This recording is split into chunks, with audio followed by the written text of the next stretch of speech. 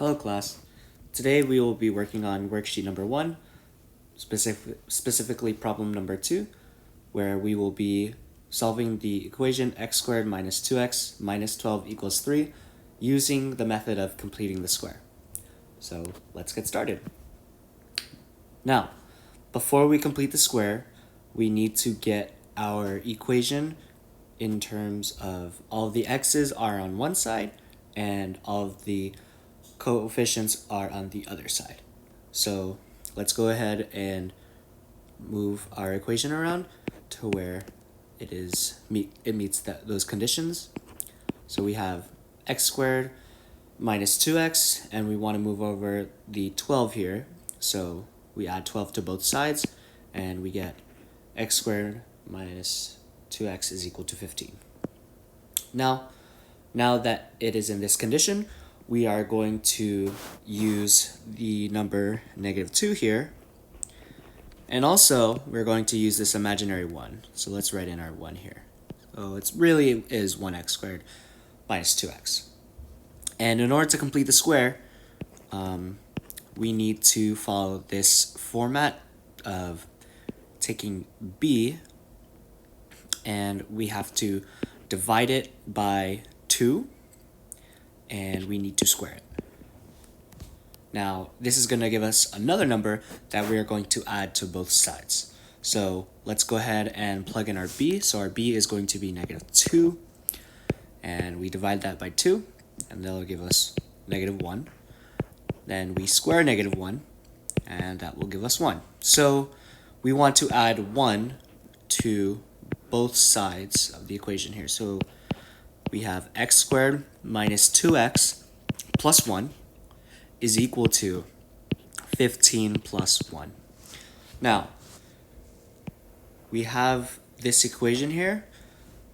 By doing this method of b over 2, all that squared, we are now given an equation where this left side is a perfect square.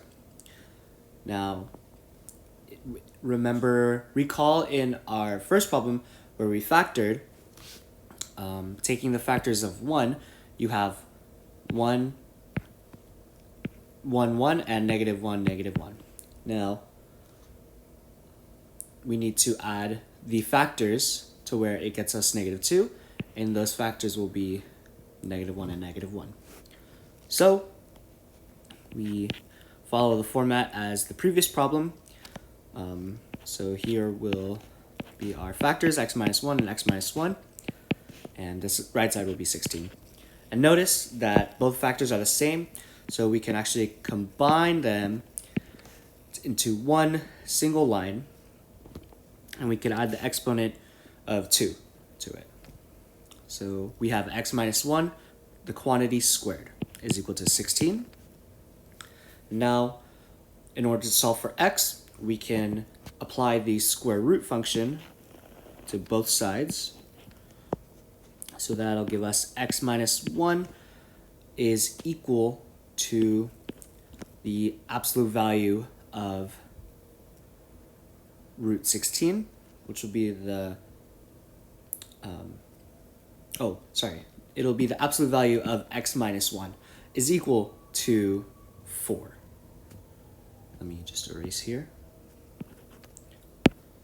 So we have the absolute value of x minus 1 is equal to 4. So we can split this absolute value into two parts where x minus 1 is equal to 4 and x minus 1 is equal to -4. Now we have our two equations we can go ahead and solve. So we add 1 to both sides of each of the equations, and we get x is equal to 5 and x is equal to -3. So our solutions here are x is equal to -3 and x is equal to 5. I hope that helps.